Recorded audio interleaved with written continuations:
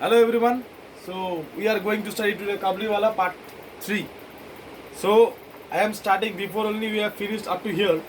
So we are going to start from here. Once a year in the middle of January. I'll read the chapter. You just look after your books. Once a year in the middle of January, Rahman the Kabliwala would return to his country. Then he would be very busy going from house to house, collecting his debts. This year, however, he always found time to see Minnie.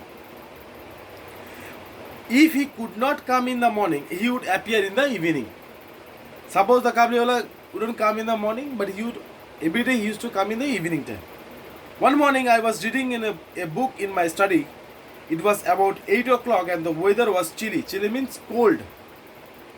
All at once I heard an uproar. Uproar in the street means people are shouting. When I looked out, I saw Rahman being led away by two policemen.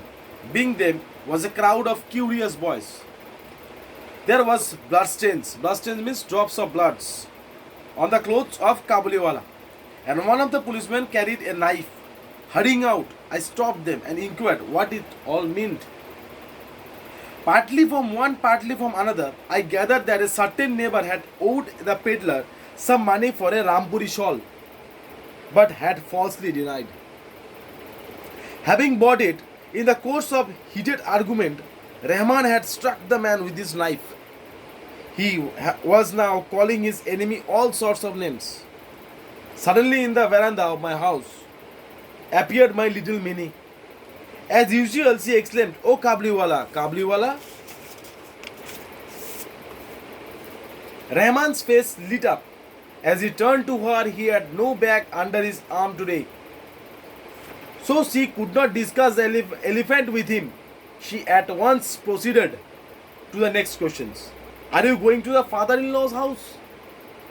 Rahman laughed and said, "Just there I am going, little one."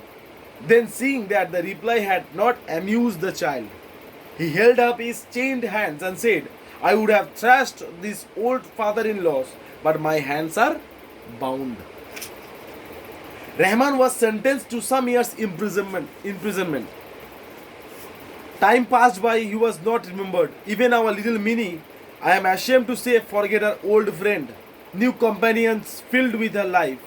As she grew older, she spent more of her time with the girls of her age.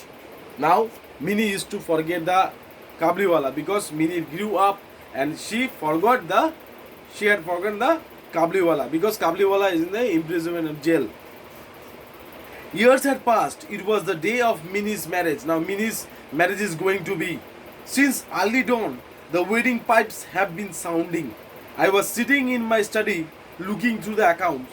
Suddenly someone entered and saluted respectfully. It was Rahman, the Kabliwala. At first, I did not recognize him, but I knew him again when he smiled. So Kabliwala came back and Minnie's wedding time. "How are you, Rahman?" I said. "When did you come?" "I was let out of prison yesterday evening," he replied. The words struck harsh upon my ears. I thought his coming was not a good omen. Good omen means this is not WOMEN, this is OMEN. Omen means it is a sign that something good or bad is going to happen. Because it was day of Minnie's marriage. So the author was afraid that something unusual will be happen when Kabliwala came to Minnie's marriage day. There were ceremonies going on and I am busy. I said, "Could you come another day?" Means author told to Kabliwala, "Could you come another day?" At once he turned to go, but as he reached the door, he turned and said, "May I not see the little one, sir, for a moment?" So Kabliwala asked for Minnie. It was his belief that Minnie was still the same. In memory of former days, he had brought for her a few almonds, raisins, and grapes. He had wrapped them up carefully in a piece of paper. "There is a ceremony in the house," I said again. "You won't be able to see anyone today." At this, the man's face fell and he went out. I felt a little sorry. I was going to call him back, but he was returning of his own accord. He came close to me and said, "Sir, I brought these few things for little one. Will you give them to her?" I took them and was going to pay him, but he caught my hand and said, Kind sir, don't offer me any money. I too have a daughter. Means Kabliwala is also having a daughter like Mini. Like her in my home. I think of her and bring fruits for your child, not to make any profit. So Kabliwala used to bring fruits for Mini as he used to think that he is giving his daughter. Saying this, he took out from his pocket a small piece of paper with great care. He smoothed it out on my table. It bore the impression of a little hand, the impression of an ink-smeared hand laid flat on the paper. Tears came to my eyes. I sent for Minnie immediately. Many objections were raised, but I would not listen. Minnie came and stood bashfully before me. She was clad in the red silk of our wedding day. Clad means dressed. She was dressed in a wedding dress.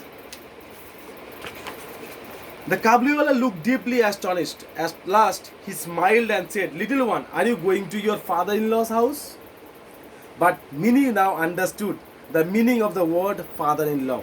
She flushed up at the question and kept standing before him with her face turned down. After she had gone, Rahman heaved a deep sigh.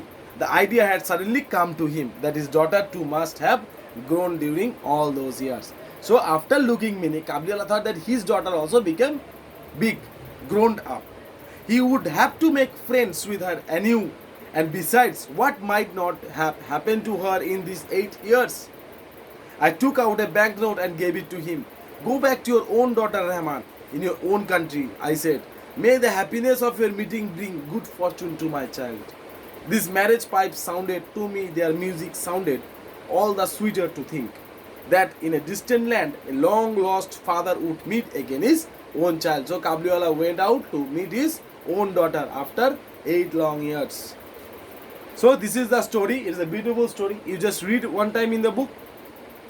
Then if you don't understand me, just WhatsApp me. And I have completed here up to question number 5. So I am giving from 6, question number 6 to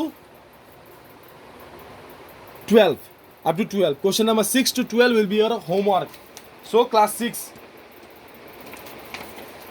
this is your homework. Class, question number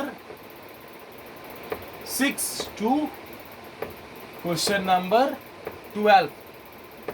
This will be your homework. Page number 8. And one more thing I am telling you, class 6, you are not submitting any of your homework to me. So please kindly submit all the homework. Otherwise, it is a warning for you because I am not getting any of your homework. So kindly submit all the homework. This is because this chapter is also finished. I'll go for the next chapter. So before that, you must finish all your homework, submit all your homework. Then I'll start the new chapter. So thank you very much. Just continue your homework and stay safe.